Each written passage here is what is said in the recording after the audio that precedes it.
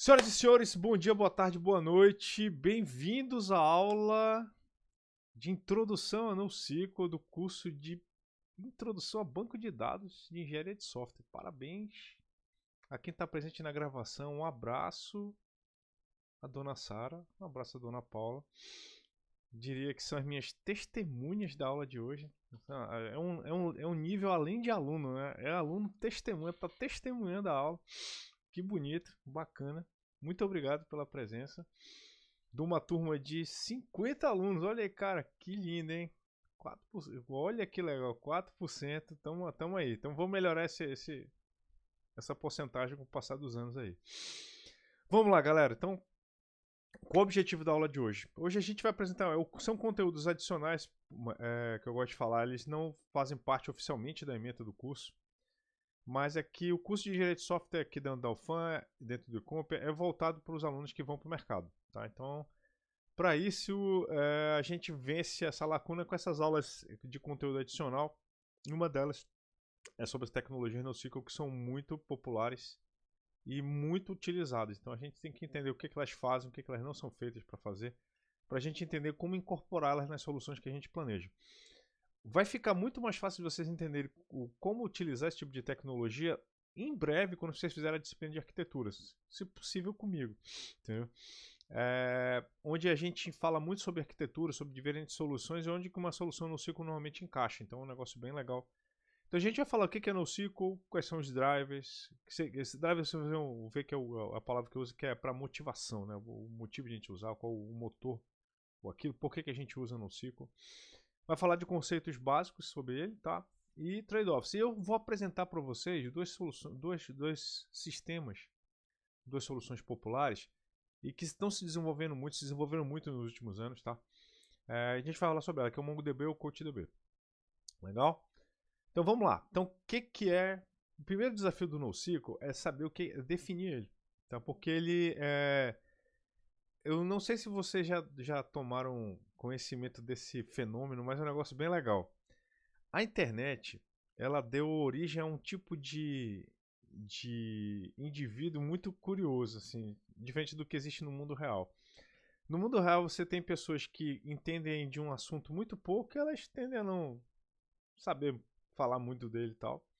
E tem pessoas que elas são, tipo, loucas por um certo assunto, sabem detalhes pequenininhos, não sei o que, papá. Não sei se você já ouviu falar, tipo, pessoas antigas que gostam de futebol. Pô, o cara é viciado em futebol. Tu pergunta, cara, quem foi que fez o segundo gol do Brasil na Copa de 70, no jogo tal, tal? Ele fala, ah, não, esse foi o jogador tal, ele fez um golaço no minuto tal, o goleiro que frangou foi esse. O cara sabe detalhe de tudo, entendeu? Ou então aquele cara que é especializado em Star Wars, o cara chega assim, não, cara, isso não foi, isso foi no segundo filme, eles estiveram no planeta tal, o cara sabe com detalhes aquele negócio. E ele adora falar sobre aquilo, porque ele sabe muito sobre aquele assunto. Então a gente tem esses dois extremos, a pessoa que não sabe aquele negócio, não fala muito, porque não sabe, né, não vai falar muito sobre aquela parada, e a pessoa que é especialista no assunto fala muito. O mundo real era cheio dessas pessoas aqui, só que a internet, ela deu origem a um cara que não existia no mundo real antes, que é o cara que fala muito de um assunto, mas não entende dele. Não sabe nada sobre ele. Mas fala dele toda hora. É viciado em falar sobre aquele assunto, mas ele não entende bulhufas sobre aquele assunto. Se tu pergunta uma coisa pra ele sobre o assunto, ele não sabe dizer. Ele se alimenta só de opinião, de rios, não sei o que, tal, tal, mas o assunto em si, se tu perguntar uma coisa dele, ele não sabe. O NoSQL, ele entra nessa parada. Muito engraçado. Muita gente fala pra caramba, não sei o que, das palavras, não sei o que, mas tu vai perguntando, o que é NoSQL? O cara não sabe dizer pra ti. Então vocês, meus alunos, não vão ser esse tipo de cara, brother. Então, a primeira coisa que a gente tem que entender é assim, pra gente entender o que significa um negócio, é legal a gente entender a história dele. Então, a primeira história dele é o seguinte, ele nasceu numa área chamada Bay Area, que fica lá na Califórnia, na área da Bahia de São Francisco, tá? Então o que acontecia? Tinha uma galera técnica que se reunia para falar sobre problemas, tá trabalhando em diversas empresas, mas eles se reuniam tipo um grupo assim de encontro técnico que eles gostavam de discutir, tipo workshops, entendeu? E eles falavam muito sobre problemas de banco de dados que eles sofriam nos lugares onde eles trabalhavam, tal, como é que eles, as preocupações que eles tinham, tal, e começou a acontecer um negócio. eles tinham uma ideia de que havia certos tipos de sistema que eles se viam implementando com bancos de dados relacionais, mas é que eles achavam que, cara, aquele ali não deveria ser relacional por causa da quantidade de dados muito grandes que ele precisava manipular. E essa quantidade de dados muito grande precisava ser manipulada de forma rápida, com um desempenho assim razoável e fosse de forma confiável, tá? Então daí começou a nascer um dos primeiros conceitos assim do que poderia ser NoSQL. Então é um conjunto de conceitos. Olha a primeira coisa importante, né? É conceito. Não é ferramenta, não é framework, é um conjunto de conceitos que permite o processamento eficiente de um conjunto de dados. Então, primeira coisa importante, NoSQL não é produto. NoSQL não é framework. NoSQL é um conceito. É tipo Unix, é uma filosofia, tá? Então, essa é uma coisa importante a gente lembrar. E uma definição assim, obviamente, isso é uma definição grandona. Então, assim, aí a gente vai entender o seguinte, pô, essa definição ela não exclui banco de dados relacional, com certeza não, porque é uma filosofia, é um conceito. Então, a forma como você usa as coisas muda completamente às vezes como ela. Como eu gosto de falar, quando eu fui meu aluno de introdução à programação, você consegue programar numa linguagem orientada a objeto sem ser orientada a objeto. A ferramenta, ela às vezes pode te atrapalhar ou te ajudar a fazer uma certa coisa. Se você faz aquilo para qual a ferramenta foi feita para fazer, ela vai te ajudar. Tipo, tu quer programar orientado a objeto numa linguagem orientada a objeto, aquela linguagem vai te ajudar a programar orientado a objeto.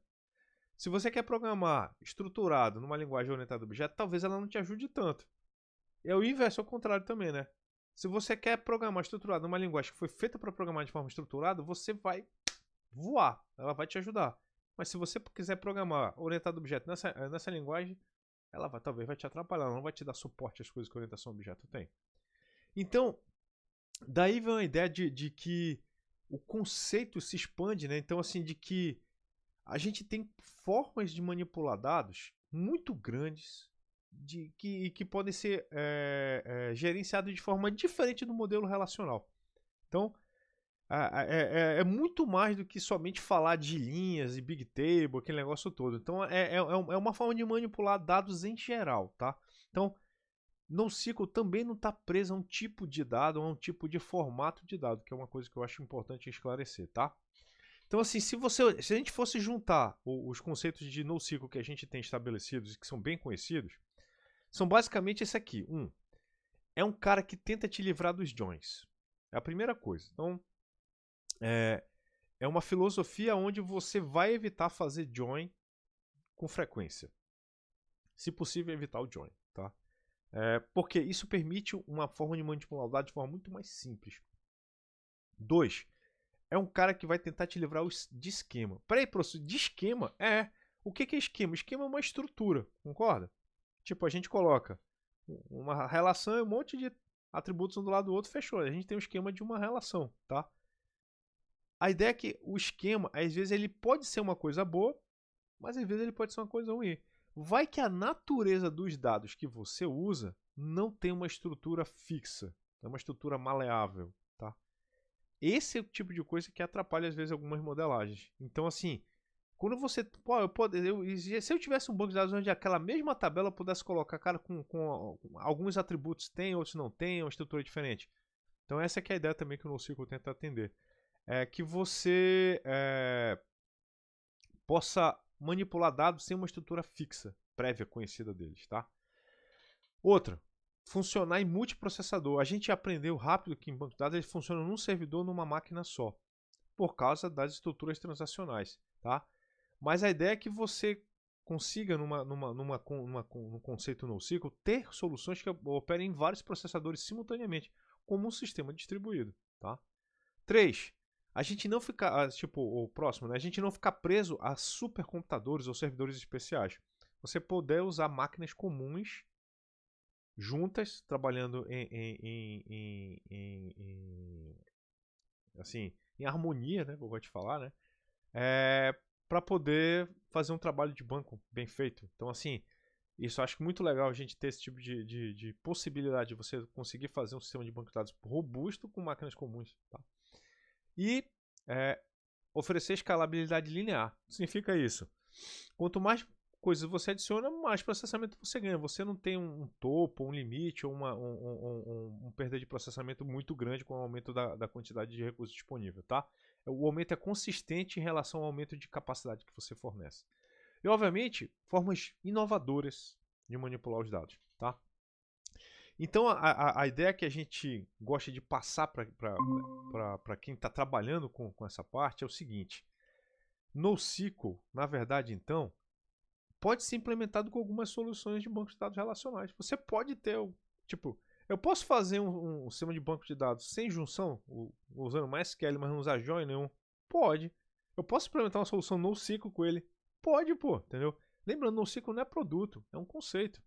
Então, se você apresenta um conceito naquele cara, mesmo que ele seja um produto relacional, você usou um conceito NoSQL, você usou uma solução NoSQL. Então, NoSQL, na verdade, não é não SQL, é não apenas SQL, é not only SQL, tá? Então, é uma coisa a mais. As soluções é você conseguir enxergar além de uma limitação de que eu não posso usar tal coisa. Não, você pode usar, entendeu? A ideia é o conceito que você vai adotar ao usar aquela coisa lá. Então, só reforçando, não se trata da linguagem SQL, entendeu? A definição de SQL aí é mais para tratar de um outro conceito que a gente vai ver mais no finalzinho, que são os conceitos ácidos, os conceitos transacionais, tá? Não significa que é código aberto, tá? Tem solução, não sei o que é cara, a gente vai acabar de ver, daqui a pouco eu vou mostrar para vocês ali que o MongoDB já saiu da sua puberdade, agora ele já cobra bem caro para aquilo que ele faz, tá? Não é só Big Data. Big Data é um dos casos que a gente usa NoSQL e tal, mas a gente pode usar NoSQL para outros tipos de situação que não necessariamente tem a ver com quantidade de dados muito grande, mas pela forma como você vai manipular o dado para te facilitar o trabalho. Eu sempre gosto de falar, a gente tem que usar ferramentas que auxiliem a gente a fazer o nosso trabalho. Essas ferramentas podem ser linguagem de programação, podem ser frameworks, podem ser paradigmas e podem ser filosofias. Às vezes você pensar de uma forma diferente te ajuda a resolver um problema do que ficar preso numa forma tradicional de pensamento, tá? Então é aí que vem a ideia de a gente entender também o que NoSQL não é, para a gente não confundir os conceitos, tá? Não é computação. Eu estou usando NoSQL porque eu estou usando computação em nuvem. Não, cara. Tu pode ser um engravatado SQL e tal, usando banco de dados em nuvem, não vai mudar nada, entendeu? É filosofia, não é ferramenta.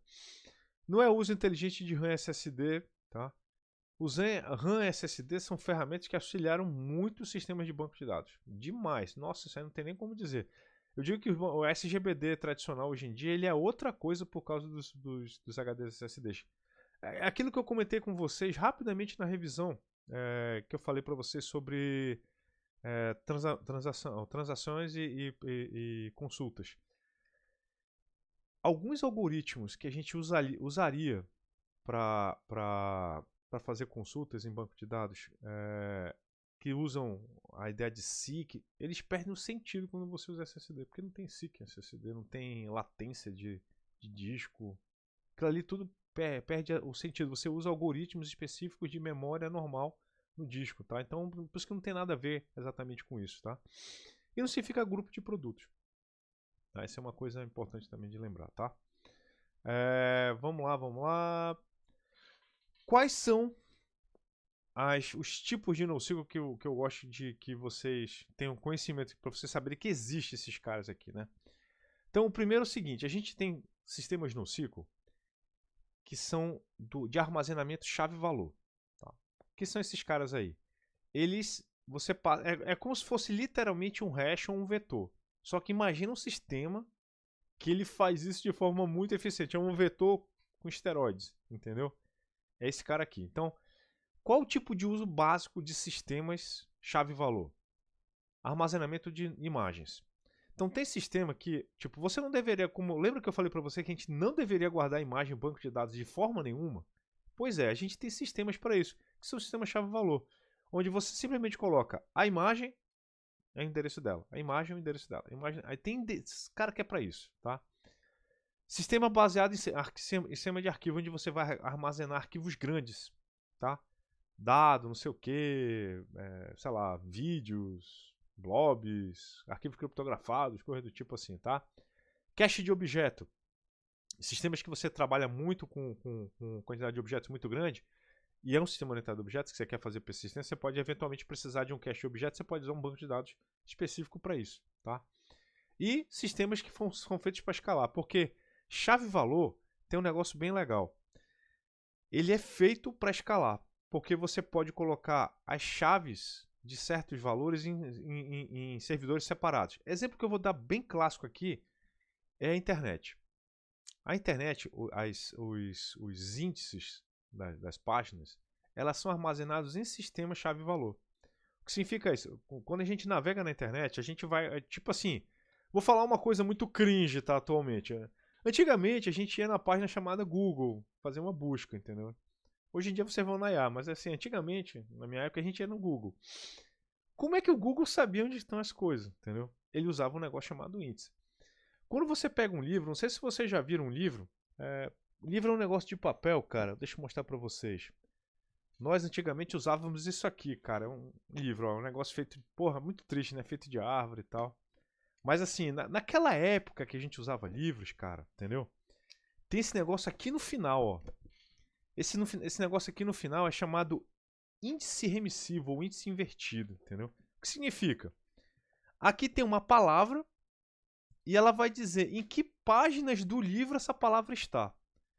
Vocês sabiam que a internet é exatamente isso, cara? Uma máquina de busca é exatamente isso.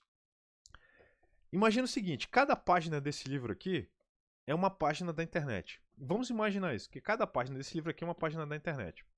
Aí o que eu faço? Eu faço um programa que vai em cada uma dessas páginas, vai visitando a internet. Aí ela vai numa página e vê todas as palavras que essa página tem. Tá? Aí o que ela vai fazer? Ela vai começar a construir um dicionário. Ela pega essa aqui e vê todas as palavras diferentes que ela tinha. Aí aqui tem a palavra, sei lá. Vamos lá aqui, certainly. Ou não, vamos pegar uma palavra melhor aqui. Uma palavra mais técnica. Torch. Tá, isso aqui é o PyTorch, né? Então, a palavra torch. A palavra torch apareceu aqui na página 35. Então significa o seguinte. Lá no índice vai aparecer, vai ter a palavra no dicionário torch, vai ter vocês aprenderam, né? Lista ligada, né? Vai aparecer assim, um valor, 35. Significa que a palavra torch está na página 35. Se em outra página da internet aparecer a palavra torch, ela vai aparecer lá na página 52. Agora troca esse número pela URL. Imagina tu pede assim, torta de morango, aí a palavra morango. A palavra morango apareceu na página da URL tal e a palavra morango apareceu na página URL tal. Então ela faz isso, ela vai numa URL, cria um dicionário a partir daquela página e guarda as palavras. Vai numa outra página, cria um dicionário e compara com aquele dicionário. Pô, se aquela palavra que é daquele dicionário que veio daquela página tem uma palavra nova, adiciona no dicionário. Se não tem, adiciona aquela URL na lista onde já estava aquela palavra do dicionário anterior. E ela vai fazer na internet todinha assim. No final, você vai ter um dicionário de todas as palavras que foram encontradas na internet e a lista ligada de todas as páginas dos endereços das páginas onde elas estiveram presentes. Quando você faz a consulta pela palavra morango, ele vai procurar onde que está morango no meu dicionário, aí te devolve a lista encadeada de todas as páginas que apareceram. Que é do jeito que você faz aqui. Você vem aqui e coloca morango. Opa. Aqui morango. Pronto, ele vai mostrar todos. Obviamente aí ela tá lascando. Mas aqui aqui que vai aparecer, ó. Ele vai colocar todas as páginas que estavam naquela lista ligada, onde a palavra morango estava aparecendo. Obviamente ele faz coisas muito mais elaboradas quando você usa frases, coisas do tipo. Mas essa é a ideia de um dicionário. É assim que funciona a internet. Ela não é uma consulta de banco de dados. É assim que ela funciona desse jeito aqui. Como um livro. E o mais legal de tudo, como é que a gente faz isso com um servidor, voltando aqui, Keystore. Imagina que você tem um servidor onde, qual é a palavra que você indexa nele? Morango. Todas as páginas que tem nele. Aí ele volta essa lista. Chave, valor. Quem é a chave? A palavra. Quem é o valor? A lista de páginas onde ela apareceu. Agora imagina uma coisa mais louca. Imagina que a internet tem muitas palavras e que tem palavras que são muito buscadas mais do que outras. Imagina que você não quer colocar todas as palavras no mesmo servidor. Você pode fazer o seguinte, cara, as palavras de A até, sei lá, F vão ficar no servidor 1. As palavras de, sei lá, G até M vão ficar no servidor 2. De N até o final vão ficar no servidor 3. Aí você começou a escalar. Aí, pô, toda vez que, pô, não, o servidor 1 tá muito sobrecarregado. Vamos fazer o seguinte, quebra o índice. Do A até agora o D fica no servidor 1, agora vai ficar outro servidor. Aí você vai quebrando. Tanto que em tese a gente tem, assim, quase um, assim, dependendo daquilo que você faz, você pode ter, se você quiser, um servidor por palavra. E quando faz uma busca, ela vai direto no servidor da palavra que você quer. Olha que legal, cara. Então, para isso é que a gente usa uma chave valor. E um cara que implementa esse cara aqui certinho é um produto chamado... tava na minha cabeça, cara. Chave valor Key Store Systems. Já vai aparecer aqui um para vocês, cara. Tá aqui os Imperium, AWS, Android Developers. Cadê, cara? Pô, tem muito sistema aqui. Everywhere Cloud. Mas tem uma, cara. Elastic tá aqui. Elasticsearch, cara. Olha lá, galera. O Elasticsearch, ele é um sistema desse, entendeu? Ele é um cara que implementa chave-valor para fazer indexação de máquinas de busca. Olha que legal. Obviamente ele tem muitas especializações, tá? É um exemplo só para vocês. Então assim, a minha ideia é que vocês entendam como ele funciona, porque ele usa os melhores algoritmos para fazer isso. Mas no final, lá no cerne de tudo, ele continua sendo isso aqui, um sistema de chave-valor, tá? Vários exemplos que tem aqui, o Berkeley DB, o Memcache, o Redis. O Redis é um sistema muito utilizado para gente que programa web, para guardar o estado da aplicação. Olha que negócio legal, tá? Tem o DynamoDB também, que é muito importante. O Berkeley DB eu acho que é um dos mais famosos. Deixa eu ver se ele tá... Berkeley... Eu digitar errado aqui. Tá aqui, Oracle Berkeley DB. A Oracle já comprou. Cara, esses caras não param, né, bicho? Vou comprando tudo, meu irmão. Tá aqui. Eles são sistemas para isso, tá? Para fazer chave-valor e tal. Então é um negócio muito legal. Olha aí, o ITC, Software Library, Java Collections, tal. Entendeu? Tem muita coisa bacana, pessoal. Então assim, é para vocês entenderem como o negócio funciona, tá? Key Value API, tá? É para isso que ele serve. Por que ele falou written em C? É para dizer que é rápido, né? O negócio é velocidade, que show, entendeu? Tem a versão Java Edition, olha aí, tal. E tem a DB XML, que é feita em C++, tá? Bacana, né? Show de bola, tranquilo. Quer comprar? Não quero comprar, esse é caro, eu não quero vender meu rim para ter um negócio desse. Vamos lá. Segundo tipo que vocês vão achar interessante é o família de colunas, tá? O que esse cara significa? Esse cara ele é feito para armazenar estruturas esparsas, entendeu? Common Store. Então o que acontece? Esse Web Crawler Results, esse exemplo que está aqui. O Web Crawler Results imagina que você tem que fazer aquele dicionário e o dicionário que você vai preencher é um dicionário bem grandão. Nem todas as palavras vão estar presentes em todas as páginas.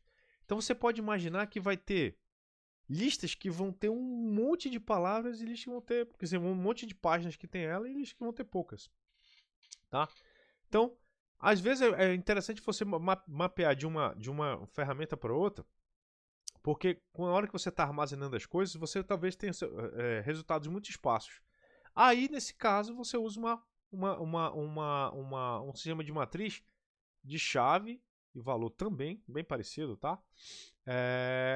Mas dessa vez ele vai usar uma estrutura diferente. É um conjunto de colunas que levam a um certo valor. Tá? É um negócio bem interessante. Tá?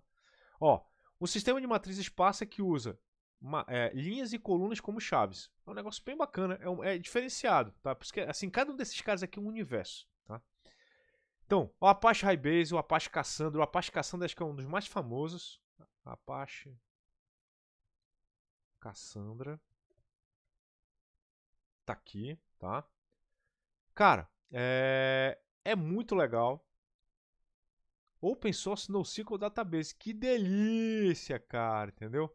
Ó, NoSQL, banco de dados distribuído. Cara, olha que legal. Tolerância, híbrido, foco na qualidade, é performático, você está no controle, segurança e observabilidade. Olha, olha. Professor, você conseguiu falar esse termo sem gaguejar? Claro, cara, eu ensaiei, brother. Escalável, elástico, tá muito bonito. Galera, olha aí, rapaz.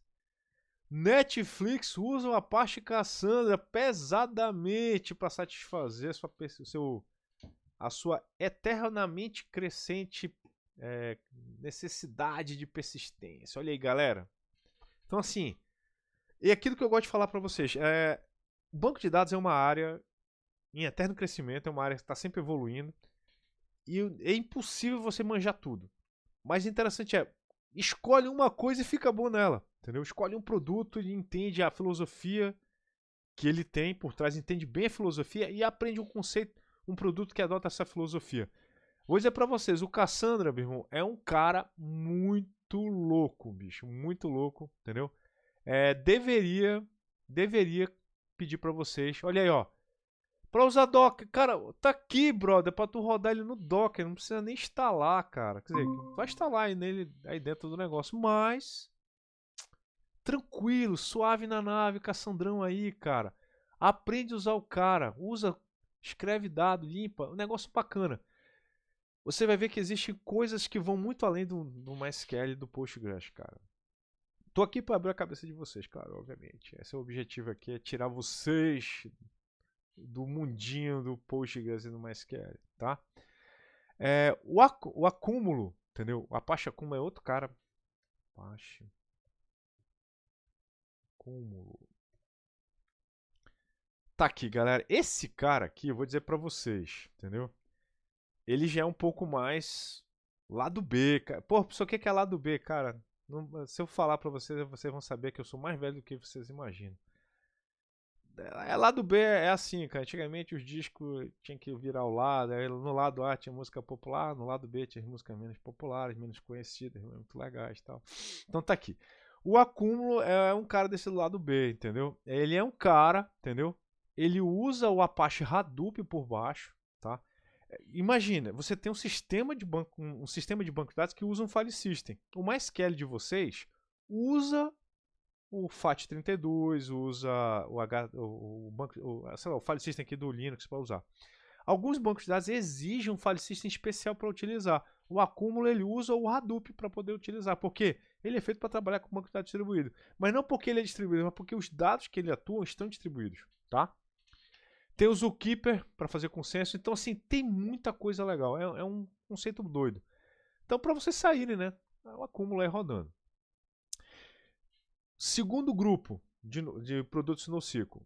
São os de armazenamento de grafos. Esse eu não preciso dizer para vocês. Vocês fizeram ED2, sabem que grafo é importante pra caramba. Qualquer problema de verdade, assim, hardcore, é grafo. Tá? Então, assim, você já sabe que grafo é que gera os problemas mais loucões que a gente tem na computação. E não é à toa que a gente tem bancos de dados que são específicos para manipular grafos. E assim, com a ascensão das redes sociais, com as redes.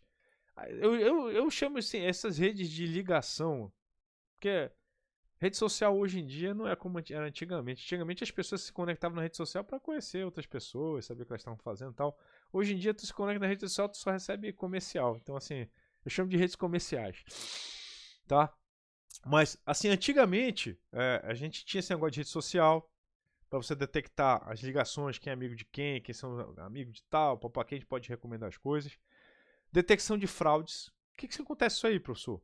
Você detectar transações em sistemas, sociedades, coisas assim, tipo assim, você tem um grupo de sócios de uma empresa, aí você acha que essa empresa está fazendo uma mutretagem com outra empresa, mas ela está camuflando de algum jeito, aí tu descobre, pô, tu monta um grafo.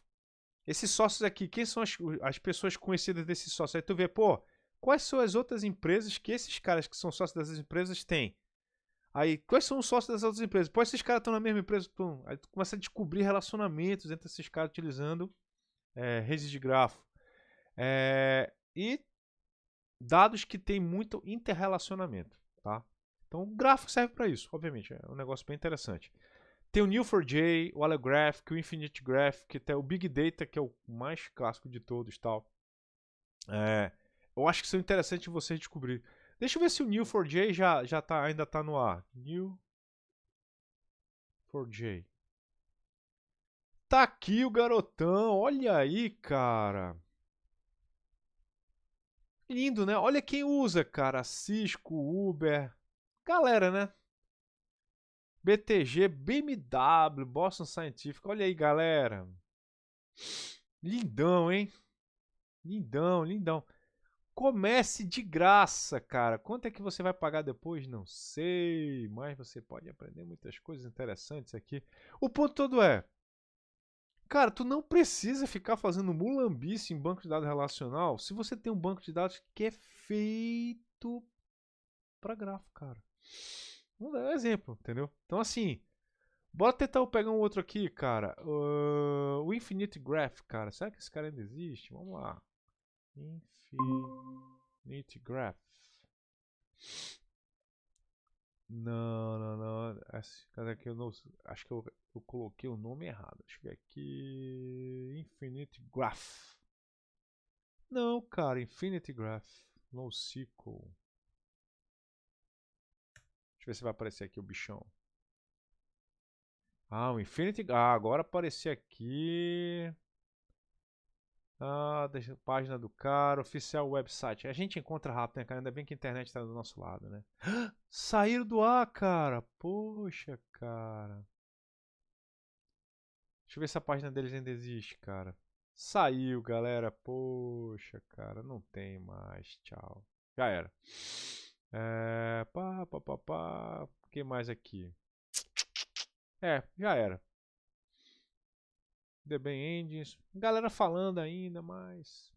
Tá aí, cara. Todo mundo que é feito para grafo, cara. Beleza.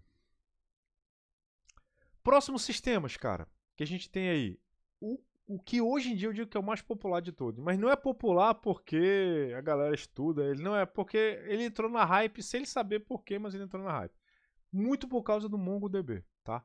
Então é o Document Store. Significa, você guarda documentos numa tabela e faz consultas em cima desses documentos, quer dizer, em cima dos atributos e valores desse documento. Então, o documento, na verdade, normalmente é um JSON que tem atributos e valores.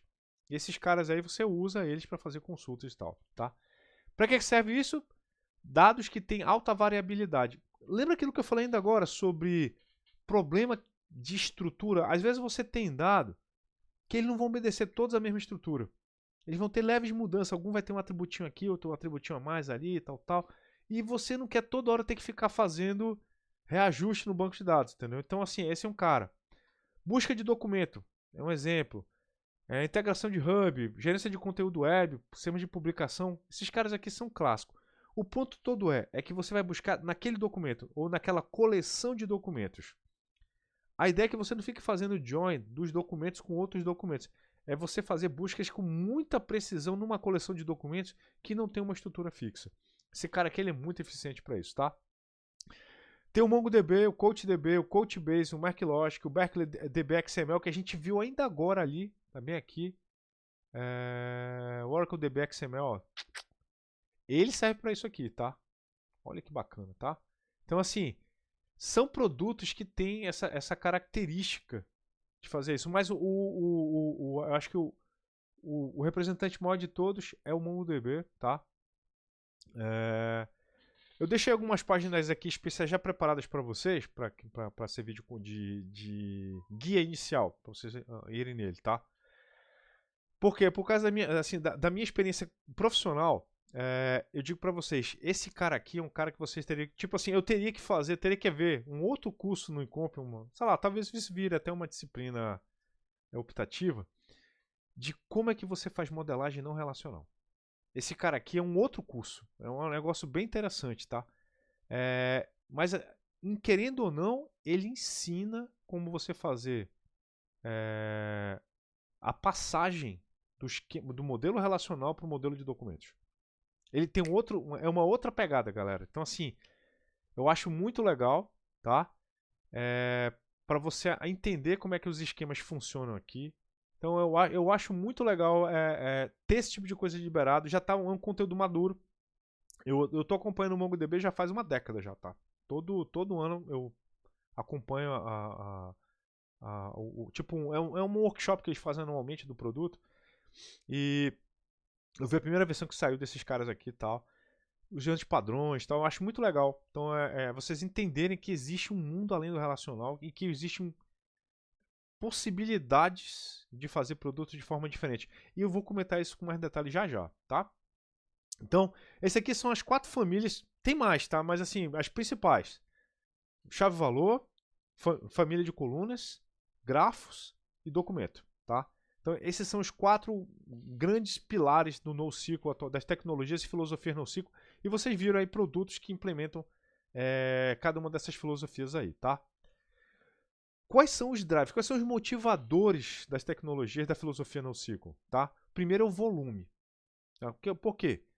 Tem certos tipos de volume de dado que, como eu já comentei com vocês, não dá para escalar de forma tão fácil num banco de dados simples. Tá? Tipo no MySQL, no Postgres. E olha o problema todo. Muita gente começa a fazer produto sabendo que esse problema vai acontecer e começa a fazer ele numa ferramenta que vai ser inútil. Então vai causar um problema muito grande na frente de refactor. E esse refactor eu diria até que é um refactor mais profundo, uma reengenharia do produto, que custa muito caro.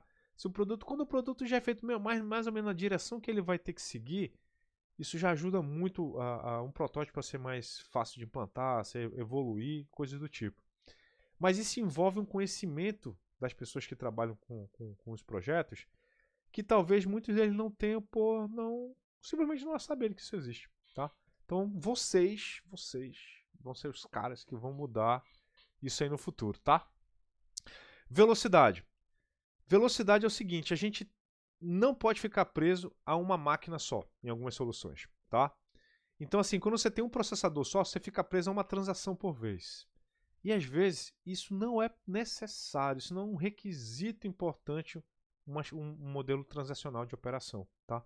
Então, você entender o que o teu problema exige, o que o teu problema te flexibiliza, te ajuda a escolher talvez uma solução que consiga ser muito mais rápida do que uma solução relacional por uma certa quantidade de dados considerável. Tá? Então, acho que isso é uma coisa legal. Exemplo aqui, ó. Quando o sistema relacional de banco de dados de processador único são usados como back-end para uma loja web, as explosões aleatórias no tráfego da web tornam a resposta mais lenta para todos e o ajuste desses sistemas pode ser caro quando é desejado um alto rendimento de leitura e gravação. Exemplo que a gente vai ter daqui a 2 semanas. Black Friday, cara! Quando rola Black Friday, é a hora que a criança chora e a mãe não vê, brother, entendeu? Por quê? Os sistemas estão tudo se largando aí, tudo triste, chorando, porque a galera tudo começou a fazer os bichinhos ali com dificuldade para escalar, não fez elástico e tal. Por quê? Eles só achavam que existia um tipo de jeito de fazer as coisas. E vocês, meus alunos, já vão entendendo que não tem isso. O professor Moisés falou pra gente que existe um mundo além do relacional. Claro. Variabilidade, cara. O que eu quero dizer, cara, é o seguinte. Dados, às vezes, a natureza deles não permite que a gente ponha eles no esquema tradicional. Se você tentar colocar eles no esquema, você vai ter um problema de manutenção gigante, tá? Então tem lugar que isso às vezes pode ser contornado de forma bem eficiente, que é no caso de usar um produto que é flexível quanto à estrutura, tá? Como o MongoDB, como a gente acabou de falar. O que é agilidade, galera? É você entender que tem certas classes de consulta que você pode fazer em certos tipos de relações, entidades, sei lá, que elas não vão exigir atualizações mais, tipo logs, históricos, que são logs também, tal. Então, esse tipo de talvez, cara, você pode entender que talvez alguns tipos de dados operem em camadas que você pode colocar em histórias diferentes, em tecnologias diferentes, entendeu? E, tipo, a gente vai ver nas próximas aulas sobre mapeamento objeto relacional. Esse tipo de tecnologia usa o banco de dados relacional de uma forma diferente. O que eu quero dizer? Um banco de dados, quando ele é utilizado para fazer persistência de objeto, muito das coisas que ele foi feito para fazer não tem sentido, porque ele é simplesmente um storage. Então, por que a gente não usa um sistema para o qual o storage é muito melhor adaptado do que um banco de dados relacional? Esse aqui eu acho que é um desafio legal de a gente tentar entender. Eu preciso usar um banco de dados relacional para fazer história de objeto? Cara, não sei, talvez não, cara. Talvez tenham caras melhores para fazer isso para você. Então, e aí que a gente vai começar a entender que algumas soluções que a gente escolhe no dia a dia talvez atrapalhem a gente depois, tá? Então, legal. E outra coisa, né? Manter componentes simples. Quando você faz componentes simples, sem muita dependência dos outros, o que você gera? Você gera uma solução que pode ser reutilizada. Eu estava comentando com o pessoal de arquitetura na aula de segunda. Quantas vezes vocês já chegaram numa empresa, estão trabalhando num projeto, vai começar um projeto do zero, alguém chega e fala, calma galera, a gente vai aqui no gerente de recursos de projetos que nós temos e nós vamos olhar os projetos que nós já implementamos aqui na empresa e vamos tentar reaproveitar o máximo que tem antes de começar o projeto. Duvido, cara. A maior parte da galera quer fazer que nem os antigos blacksmith, os antigos ferreiros, os antigos alfaiates, quer começar tudo do zero, cara, entendeu? Então, assim, coisa de amador, meu garoto, coisa de amador, ficar começando coisa do zero. A parada é, o que eu posso reaproveitar? Dá para aproveitar? Pô, assim, se nenhum projeto foi feito pensando em que, bora fazer esse componente aqui de modo que outros projetos futuros vão poder reaproveitar, vamos fazer ele um pouco desacoplado aqui das coisas? Não, ninguém que pensa nisso. As pessoas só pensam em resolver o problema dela naquela sprint e lasca-se o produto que está sendo feito.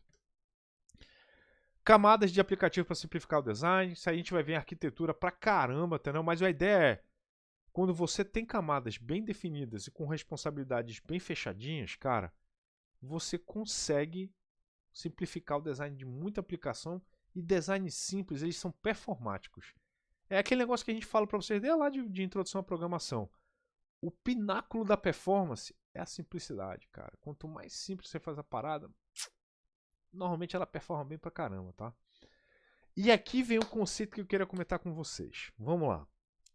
Em bancos de dados relacionais, o que vocês estudaram comigo na solução desse curso, essas últimas quase 50 e poucas horas que vocês estavam comigo aí durante as aulas, vocês aprenderam um banco de dados que obedecia essa filosofia aqui, que é a filosofia ACID. O A é de atomic, atomicidade. Significa qualquer coisa que está acontecendo, se uma transação é atômica, ela não pode ser quebrada. Significa ou ela acontece por inteira ou ela não acontece. Não tem meio termo dela acontecer. Lembra que eu falei para vocês que um insert no banco é uma operação atômica? Tipo, não tem assim, eu vou atualizar até a coluna tal, pare, depois eu atualizo o resto. Não. É tipo um carimbo. Tu, carimba a linha inteira. Isso é uma transação atômica, entendeu? Então, esse aqui é o primeiro ponto da característica ACID. A segunda, o C é de consistency, ou consistência, né? No exemplo da transação bancária, falamos sobre o fato de mover fundos entre duas contas relacionadas. O saldo total nunca deve ser alterado. Tipo, não importa se você tem duas operações que ela tem vários caminhos possíveis. Se ela faz uma primeiro, outra depois, se vai fazer uma entrelaçada com a outra. Quando o banco de dados é consistente, não importa como você vai fazê-la, a resposta final das duas contas é igual. Então, esse aqui é o ponto de uma operação consistente. Toda vez ela vai dar a mesma resposta. Não importa a ordem que você vai fazer as coisas, a consistência é a chave, tá? Vai fazer um relatório, tudo que poderia afetar aquele relatório entre ele começar e final é bloqueado para não afetar aquele relatório e assim por diante, tá? Vamos lá. Isolamento. O que é o isolamento? As coisas acontecem independente das outras. Tipo, cara, não sei o que, tem um cara fazendo outra coisa que aqui vai acontecer independente do outro lá, tá? Então, ninguém adiciona. Tipo, não tem aquela brincadeira, tipo, eu vou adicionar, tu vai subtrair. Não, vamos fazer um negócio aqui, aí eu já ponho a resposta. Não. O cara subtrai tudo, o outro vem depois e faz a conta dele. As operações são independentes entre si no modelo de dados ACID, tá? Então, O isolamento, a isolated, sei lá, ele tem essa característica. E a última é a durabilidade. Esse conceito durável, entendeu? Na verdade, significa o seguinte, que uma vez que uma coisa está feita, ela é permanente. Significa isso. A gente não deveria trocar o passado. Um exemplo fácil, um exemplo assim, bem bobinho de mostrar para vocês é o exemplo da chave primária. Lembra que eu falei para vocês que a chave primária é imutável?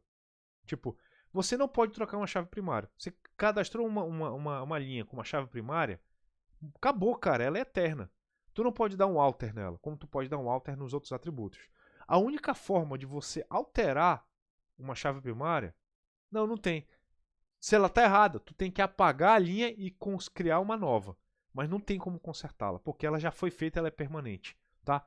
Então essa é uma ideia importante que eu quero que vocês lembrem sobre a durabilidade. Então, os bancos de dados, o MySQL, o Postgres, o Oracle Relational Database, o DB2 da IBM e tal, o SQL Server da Microsoft, eles são bancos de dados ACID. Eles têm essas 4 características aí que guiam como as operações têm que acontecer. E lembra de tudo que a gente aprendeu. Restrição de integridade referencial, restrição de chave, nulo, restrição de domínio. Tudo isso o banco de dados está cuidando porque ele tem essa preocupação aqui de manter essa filosofia em funcionamento. Tá?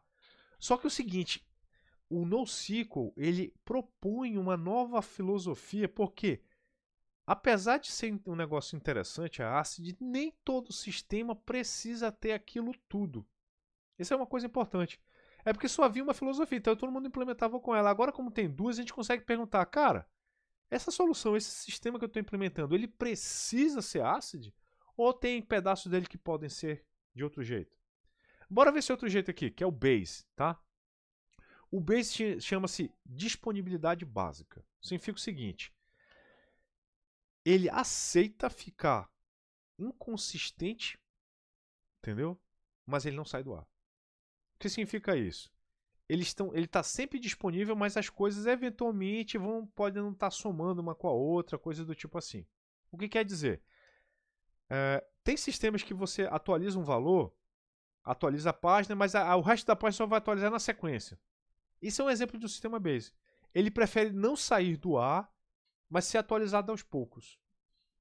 A disponibilidade, o que ele quer garantir é a disponibilidade dele. Ele quer sempre ficar no ar, por mais que isso leve a alguma inconsistência que depois é consertada. Tá? 2. Soft state, que é esse cara aqui. A imprecisão, ela é tolerada. Então, assim, o que significa isso? Vamos lá, eu quero fazer um relatório de vendas no mundo. Entendeu? Nesse instante. Aí o cara fala, pô, mas o teu sistema é base. É o seguinte, a gente vai ter nesse instante, nos últimos 5 minutos, aqui nesse continente aqui, no outro continente vai chegar daqui a 10 minutos. Aí o cara, tá, beleza então. Então assim, algumas coisas vão mudar enquanto eu pedir pro relatório. Aí o que vai chegando vai atualizando o relatório, mas o relatório ele não vai ser entregue somente quando tudo estiver pronto. Algumas coisas vão ser entregues quando elas estiverem prontas no lugar onde elas estão sendo produzidas, tá? Então, reconhece alguma imprecisão e temporariamente é permitida e os dados podem mudar enquanto são usados para reduzir a quantidade de recursos consumidos. Isso aqui é um outro exemplo clássico disso aqui. Quando a gente pede para fazer um somatório, tipo, vamos supor que tu tem a tabela funcionários e tu quer fazer o somatório dos salários dos funcionários de uma certa empresa, tá? No banco de dados relacional, quando você pede para fazer esse somatório, ele trava qualquer escrita naquele atributo enquanto está sendo feito o relatório. Nada pode escrever lá, ele trava. Entendeu?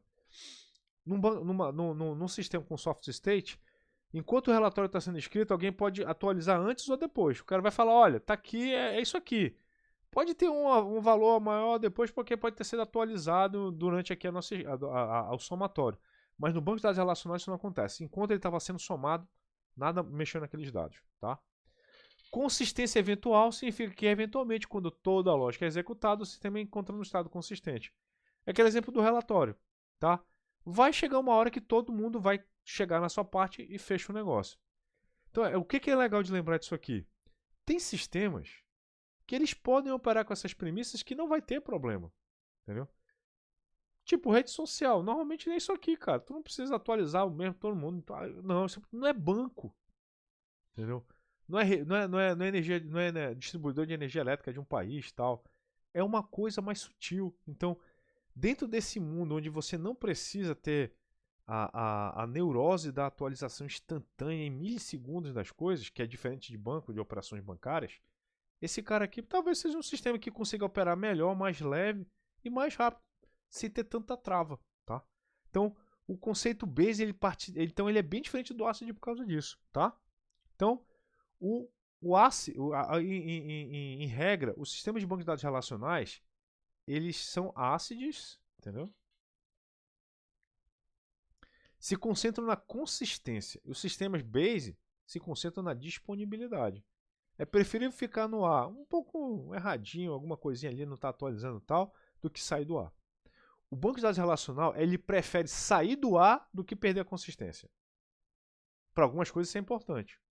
Então é só lembrar, agora a gente pode escolher, cara. A gente não é obrigado só a ficar nesse. Tem caras que a gente não precisa, então a gente pode passar para outros, tá? O sistema B são notáveis porque o seu objetivo principal é permitir novos dados sejam armazenados, mesmo com o risco de ficar em sincronia por um curto período de tempo, tranquilo. Eles relaxam regras e permitem a execução de relatórios sem que todas as partes do banco estejam sincronizadas, normal. Eles são otimistas, porque eles acham que, eventualmente, o sistema vai ficar consistente em algum momento, tá? E eles são mais simples, porque tu não tem que ter trava, não tem que ter um monte de semáforo segurando coisa para não. Então, por ele ser mais simples, ele performa melhor numa quantidade de dados maior, tá? Então, a bacana e outra coisa, ele permite a descentralização sem tanta neurose. Isso é que eu acho que é o mais legal. O banco de dados relacional, ACID distribuído, é uma neurose, cara, porque eu fiz um insert aqui, todo mundo tem que saber. Eu fiz bloqueei uma escrita aqui, todo mundo tem que saber. É uma coisa que tem que ficar consistente em todo o sistema se for distribuído. Todo sistema distribuído vai ter que saber daquilo. Agora, com o sistema Base não, cara. Tu pode fazer num pedaço, no outro vai rolar, no outro não tem e tal. Então, assim, essa figurinha aqui eu acho bem legal, que ela é bem humorística, né? Tipo, tem um contador aqui, neurótico, tudo certo, tudo exato e tal. E o cara do Base, o cara nas férias, aqui relaxado, tal, tranquilo, leve. Então, qual é a brincadeira dos dois? O ACID é os detalhes de transação correto, bloquear qualquer tipo de relatório enquanto você estiver trabalhando. Seja pessimista, alguma coisa pode dar errado. Teste e detalhes, relatórios detalhados das coisas que estão acontecendo quando acontece um problema. E cheio de trava de locks e unlocks. O sistema Base nunca bloquear uma escrita. Ela escreve. Se ela causar inconsistência, depois a gente resolve. Foco no throughput, foco na disponibilidade, não é na consistência. Seja otimista. Vai chegar uma hora que todo mundo vai chegar mais ou menos a se sincronizar, vai ficar no legal. Alguns relatórios podem ser inconsistentes por enquanto, mas não se preocupe, tá? Mantenha as coisas simples e evite os locks. Então, essa basicamente aqui é a diferença dos conceitos, tá? E os trade-offs? Então, aí que vem a parada. Você tem que entender que existe trade-off entre uma e outra, tá? Então, qual é a brincadeira? A gente tem o teorema CAP do Eric Brewer, de banco de dados, tá? O que ele diz? O teorema CAP afirma que qualquer sistema de banco de dados distribuído pode ter no máximo duas das três propriedades a seguir: consistência, disponibilidade e tolerância à falha. Ou ele vai ter consistência e disponibilidade, mas não vai ser tolerante à falha. Ou ele vai ter consistência e tolerância à falha, mas não vai ter alta disponibilidade. Ou ele vai ter alta disponibilidade e tolerância à falha, mas não vai ter consistência. Não vai ter nenhum dos três, tá? Então tem que lembrar, tu não dá para ganhar todas. Eventualmente tu vai ter que sacrificar alguém. E uma coisa importante, tu pode ter os três? Pode, mas tu nunca vai ser bom nos três. É simples assim, tá? Então, esse negócio aqui, por que é legal lembrar do Teorema CAP? É para a gente não se iludir quanto aquilo que a gente pode prometer para um cliente e aquilo que a gente pode esperar de uma solução, tá? Então, é bacana porque isso vale para todos os sistemas. Consistência, controle de falha, sistema distribuído, são desafios na nossa área que a gente tem que vencer, tá? Mas a gente tem que saber a hora que a gente tem que entender que tem coisas que, pô, se a gente lutar demais contra ela, mas quem vai perder é a gente vai estar dando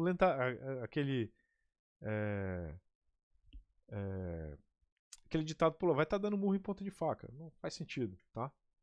Então, resumão. Tá, já estamos acabando. Eu vou falar um pouquinho aqui do MongoDB, tá? Legal, interessante. Para a gente usar NoSQL de maneira legal, o que eu recomendo sempre? Crie coisas. Evite fazê-las muito anexadas umas às outras. Criem coisas, pequenos componentezinhos. Estou falando de aplicação, entendeu? E em banco de dados também, tá? Bem independente, de forma que você possa usar vários aplicativos, você consiga imaginar aquele cara sendo usado em outras coisas, tá? Arquitetura em camadas. Ou arquitetura. Tipo, na verdade, assim, eu prefiro que você use alguma arquitetura, tá? Que não seja um monolito gigante, um blocão de código, tá? Às vezes a gente tem que usar monolito em algumas situações, tem. Mas, cara, se você conseguisse pensar um pouco e tivesse um pouco mais de tranquilidade, talvez você não precisasse fazer monolito toda vez, tá? Monolito tem seu uso? Tem, mas ele não é a regra para tudo, tá? Relaxamento de requisitos ACID oferece mais flexibilidade. Se o seu sistema permite alguma área dele ser base, seja base, cara. Não, o ACID ele é muito útil, mas no momento ele precisa ser útil, cara, porque ele cobra muito caro para ser consistente. E às vezes você não precisa de tudo isso, tá? Lembre do teorema CAP para fazer escolhas inteligentes quando você está fazendo um sistema distribuído, tá? Então, eu quero que vocês procurem mais sobre isso, caso vocês tenham interesse em se adentrar nessa área maravilhosa, tá? Usem sharding. Vocês vão ver eu falar de sharding em arquitetura, tá? E cache distribuído, muito bacana. São soluções bacanas de banco de dados que a gente pode usar. Vocês vão ver que algum desses produtos que eu apresentei para vocês tem isso. Bora falar rapidinho aqui do MongoDB, tá? Então, o MongoDB, ele já tem suporte a transações ACID. Vocês estão vendo aqui. Não todas. Alguns lugares, mas assim, ele já tem. Isso aqui era uma coisa que não acontecia antes. Então já tem um negócio bem legal para vocês. Outra. Busca por vetor, busca léxica e busca geoespacial. Já tem plugins, já tem coisas que foram adicionadas dentro da engine dele que já dão muito suporte a isso, tá? O shard, né, que eu gosto de falar, a escala horizontal, né? Você sair adicionando servidores para você criar uma solução de tolerância a falhas. Aquele exemplo que eu dei para vocês dos índices da internet, imagina aquele negócio ser feito automaticamente. Quando o sistema começa a notar que tem um servidor que está sendo muito atolado, ele sobe uma instância nova do banco e passa alguns índices automaticamente para ele. Cara, esses caras já estão conseguindo fazer esse tipo de coisa. Obviamente isso não é grátis, tá? Então assim, para você que se interessou, pô, professor, achei legal esse negócio, eu queria ter uma segunda visão, eu queria entender dos dois mundos para quando chegar no mercado de trabalho, eu tirar o emprego de geral. É esse cara aqui. Vem aqui no MongoDB, no Learning, tá? Olha esses caras aqui, cara. Dá uma lida. É coisa rápida. Só que o mais importante, não cai na ilusão de que ver o vídeo vai te ensinar. Pratica. Faz o exercício, pega coisa nova, experimenta, faz teste, entendeu? Aproveita que você vai ter um TCC pela frente, que você pode fazer isso num PIBIC, coisa do tipo, mas assim, a parada deixa para fazer as coisas o mais rápido possível quando você estiver lá no trabalho. Aproveita que você está aqui no curso de graduação, que você pode enrolar o professor, falar, professor, cara, eu estava vendo a minissérie do Batman, ia trazer o trabalho, e na verdade tu não estava fazendo isso, tu estava estudando pra cacete o MongoDB.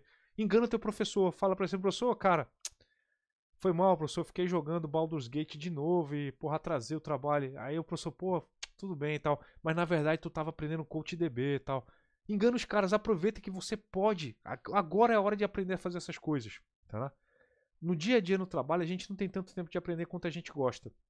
Então, aproveita que você está na universidade e tenta explorar esses caminhos. E eu vou dizer para você assim, não é puxando a sardinha para a área de banco de dados, mas é que isso aqui está em tudo. Se você vai fazer aplicação web, tem banco de dados. Você vai fazer aplicação mobile, tem banco de dados. Você vai fazer negócio de IA, tem banco de dados. Você vai fazer tem mineração, tem banco de dados. Você vai fazer a parada com IA, tem banco de dados. Você vai fazer a parada embarcada, tem banco de dados. Você vai fazer vai ter, cara. Então assim, aprende essa parada, vai ser show.